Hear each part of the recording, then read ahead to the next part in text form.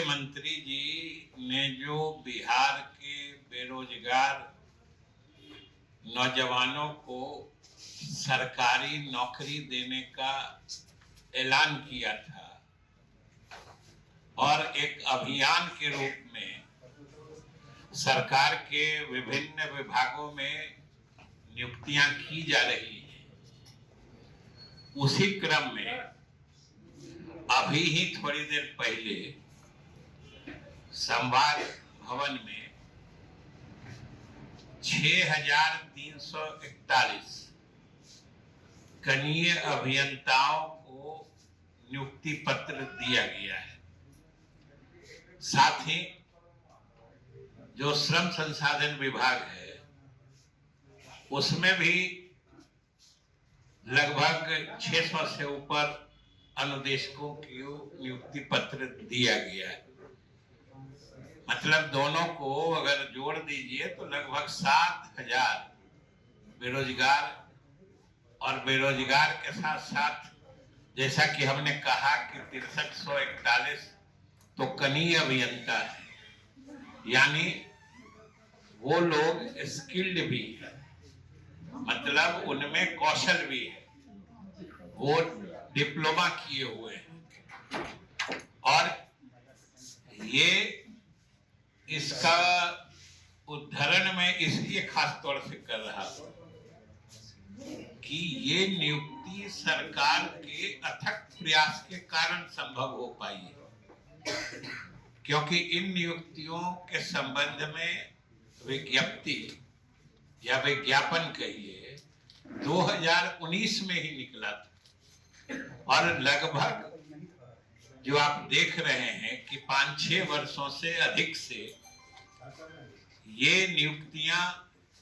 जो विधिक गतिरोध था उसके कारण रुकी पड़ी हुई थी।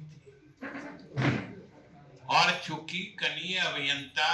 चाहे किसी विभाग से संबंधित हो, उनके नियुक्ति का प्राधिकार या नियुक्ति के संबंध में निर्णय लेने का नोडल डिपार्टमेंट जो होता है वो जल संसाधन विभाग ही है, जिसका प्रभार मुख्यमंत्री जी ने मुझे दे रखा है। इसलिए मैं इस पूरे मामले से पूरी तरह अवगत कि किस तरीके से 7 वर्षों से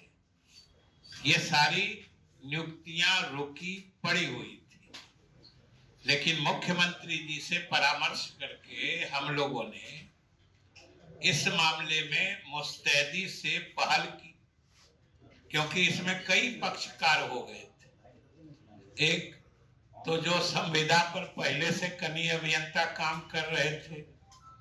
दूसरे जो बिहार के अंदर के सरकारी संस्थानों से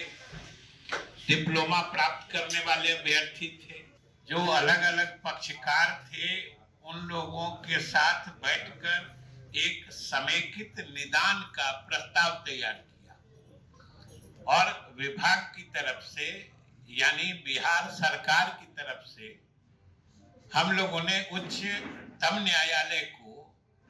एक सुझाव दिया, सुझाव के तौर पर प्रस्ताव दिया, जिसमें सभी किस्म के पक्षकारों की जो बातें थी, जो उनके दावे थे, उसका निदान उसमें समेकित रूप से कर दिया गया था। और मुझे आपको बताते हुए खुशी हो रही है कि हम लोगों ने जो सुझाव, जो परामर्श या जो प्रस्ताव उच्चतम न्यायालय को दिया, उच्चतम न्यायालय ने न सिर्फ उसको उचित माना बल्कि उस आधार पर अविलंब नियुक्ति प्रक्रिया पूरी करने का निर्देश दिया और उस प्रक्रिया को हम लोगों ने पूरा किया और बिहार राज्य तकनीकी सेवा आयोग परीक्षा फल प्रकाशित कर चुका है और आज 6341 कनीय अभियंता जो अलग अलग विभागों में अलग अलग संख्या में जा रहे हैं।